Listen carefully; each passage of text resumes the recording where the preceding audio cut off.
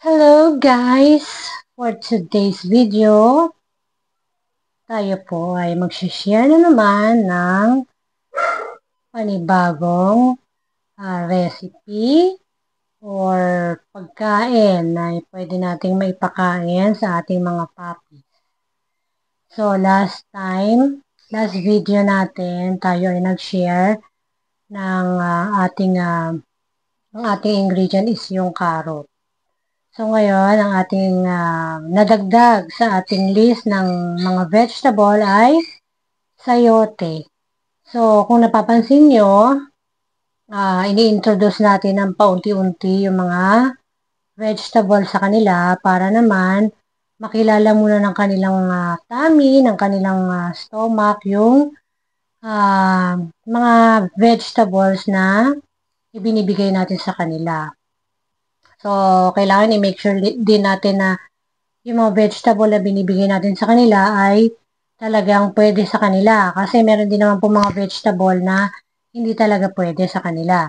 So, magre-research muna tayo na kung yun ba ay okay o hindi.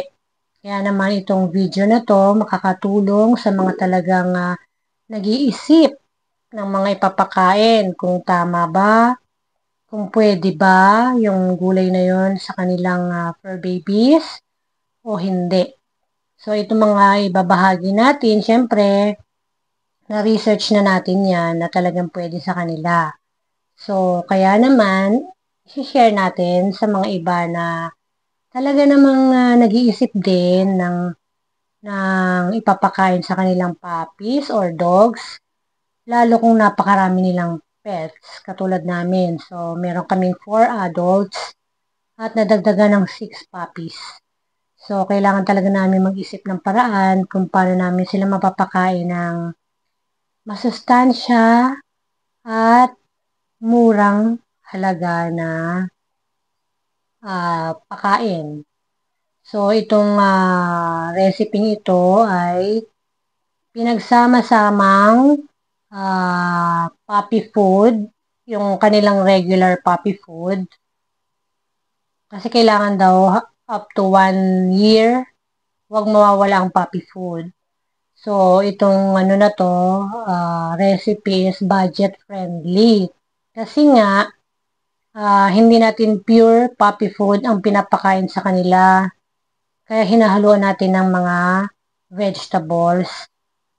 So, that way, nakakatipid tayo para mapakain natin sila sa araw-araw sa napakamurang halaga lang at konting effort. Siyempre, yung paghihiwa ng mga ingredients na katulad ng mga gulay na inilalagay natin. Yun lang naman, pakukuluan mo lang, hindi mo na kailangan lagyan ng pampalasa kasi bawal sa kanila yung mga salt. Diba? Kahit anong pampalasa, bawal. So, itong mixture na to ng puppy food ay talaga namang budget friendly para sa mga fur parent na talagang nagtitipid, naghahanap ng alternative na ipapakain sa mga puppies na talaga namang hindi nakakabutas ng bulsa. Pero, nandun pa rin yung nutrisyon na ibibigay pa rin para sa kanilang growing years. Bale, sa next video, siguro sama-sama na natin yung mga pagsasama-samahin na natin yung kanilang mga naunang mga vegetable na ibinigay.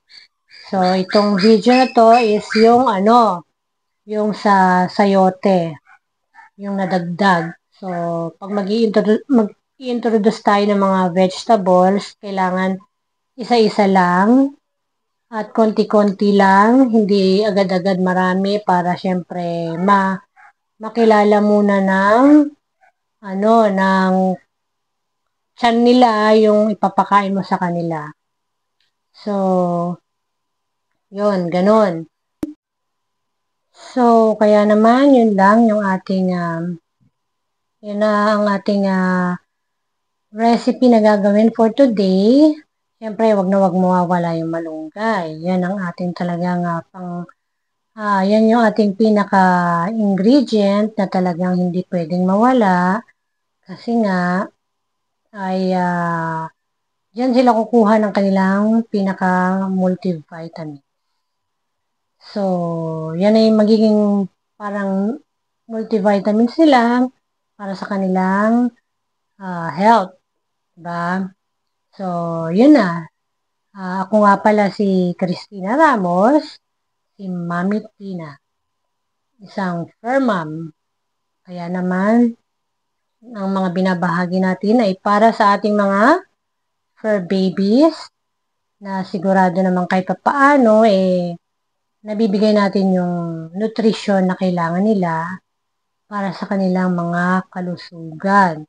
So, yan na po. Let's start our video. So, yan na nga pong ating sayote. Hiwain natin ng ganyang kalalaki. So, depende yan. Kasi mas malaki, mas matagal maluto. So, kung mas maliit, mas mabilis ang pagkakaluto. Yun, ganun lang naman kasimple. So, tiyaga lang sa paghihiwa, pagbabalat. So, ayan na po ang ating sayote. Luto na. Siguro, niluto natin siya in 5 minutes in medium heat. So, ayan, sinasali na natin siya sa bowl para lumamig na siya. So, ilaga natin siya ng tamang oras lang, hindi yung parang nawala na lahat ng sustansya. Kasi kapag the more nahihinitan siya, the more siya mawawala ng sustansya. So, kailangan alam din natin yung oras, cooking time, para hindi naman mamatay mga nutrition at makaka-healthy pa rin sa kanila. So, ayan. Nakadalawang bowl tayo ng sayote. So, kung medyo madali na siyang i-mash ng tinidor, yon ibig sabihin, luto na siya ng maayos, ng tama. So, yung sa pinagsabawan, wag natin itatapon.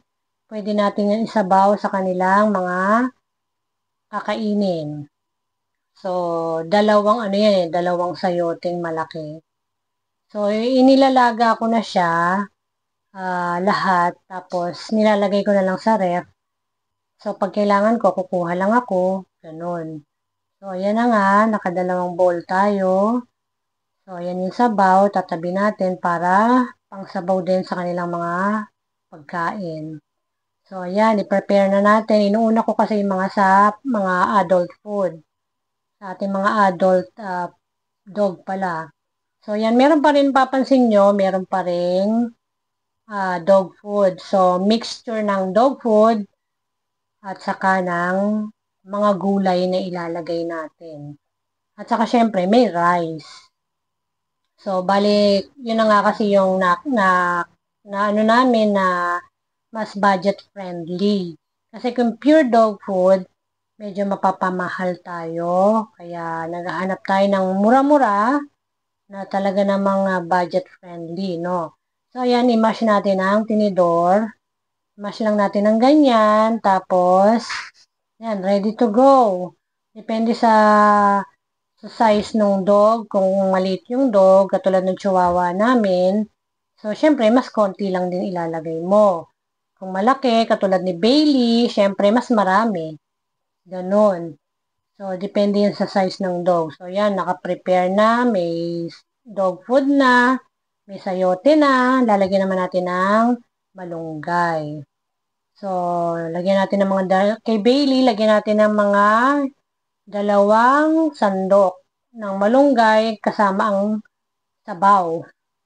So, si Bailey kasi, doble ang kinakain niya ng mga iba naming adult dog. Kasi doble yung weight niya. So, yan. Kaya naman, mas marami yung preparation ko para kay Bailey. So, yan. Bali 3 sandok pala ng malunggay yun na may kahalong sabaw. So, yan. Lalagyan pa natin yan ng rice. So, yan yung mixture na konti pa lang yung rice na nilalagay ko sa kanila. Pero may bago na akong mixture na half-half na. Half dog food, half rice. Itong mixture na to, konti pa lang yung rice nila. So, kasi nga, sa susunod na video na lang yon yung another recipe, another portion pala ng pagbibigay ng pakain. So, yan, kung mapapansin nyo, mas marami talaga yung kay Bailey kesa sa iba na adult dog. So, yan, imimix lang natin yan, tapos lalagyan ko pa yan ng ah, tubig para kasi hindi sila pala inom eh. So, kapag hindi pala inom ang dog, maganda damihan mo yung sabaw ng kanilang pagkain para hindi man sila uminom, nakakasiguro kang hydrated. Saka yung dog food na yan, pinalambot yan sa hot water. Yung sure ka na talagang malambot na sila. So, kita nyo naman ang pag-prepare ng ating mga dog food, talaga namang may effort. So, kaya naman, nakakasiguro tayong na ibibigay natin kahit papaano ang health sa kanila, ang kanilang kalusugan, kahit papaano ay okay. Kita naman sa kanilang pangangatawan, saka sa kanilang mga kakulitan, na sila ay kahit papaano nanonourish naman. So, kaya malaking bagay ang malunggay. Sa amin kasi malunggay leaves lang available. Kaya malunggay leaves, fresh leaves ang aming nilalagay. So, ito, yan na, para sa mga puppies na yan, yung ating pinaprepare. Tapos na yun sa adult dog. So, ganyan karami yung kanilang sayote. So, ang sayote napakaganda kasi nakaka-hydrate yan. Dahil masyado siyang matubig, di ba? Kung napapansin ninyo. At saka mataas ang fiber content niyan.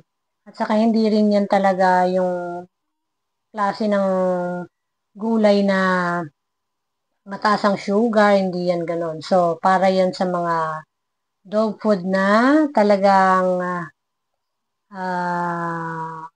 maintain lang yung weight. Yan. Kahit sino naman siguro dog food, klase ng dog, pwede yan. Maganda rin yan sa mga nagda-diet na dog. Kasi nga, wala yung masyadong, sugar. More on water. So, ayan. I-assemble na natin sila. Ganyan lang kadali. Pagsasama-samahin lang natin yung ating mga nilaga. Take note, nilaga lang po yan. Hindi po yan tinimplahan. So, yan ang ating dog food. Ang ating puppy food. 1 cup ng puppy food. Hati-hati na silang 6 doon. So, mixture ng puppy food, rice, sayote, at saka malunggay. Yan yung ating recipe for today. So, yan, ganyan, mga 3 sandok ng kanin. Para sa kanila na rin yung 6. So, ang portion na yan ay sa tingin ko naman okay pa sa age nila sa ngayon. Pero syempre, as time goes by, habang sila'y lumalaki, dadagdagan mo yan. So, yan. Ang sabaw ng malunggay with leaves. Yan ang magpapa-healthy talaga sa kanila. So, habang sila'y lumalaki, nadadagdagan yung portion ng kanilang kakainin. So, discarding malupit kung paano mo mapapa-healthy at budget-friendly pa rin ang kanilang pagkain. So, yan. Hindi yung basta ka na lang nagpakain, di ba? At least, nakakasiguro ka na kahit papaano naman talagang nagbibigay ng sustansya sa kanila. Yung ibinibigay mo sa kanila. Kasi yan ay responsibilidad mo bilang isang fur mom, fur dad, fur parent. So, yan. Diba? So, kung may matitira sa mga niluto natin, lagay lang natin sa ref. So, yan, serve na natin. At thanks for watching. Sana may natutunan po kayo. At see you sa ating next video. Okay, yan. Ganyan lang kaliit ang kanilang serving size. Ang serving size ng ating mga makukulit na puppies. Ang healthy, ang kukulit. So, God bless everyone. Thanks for watching. Bye!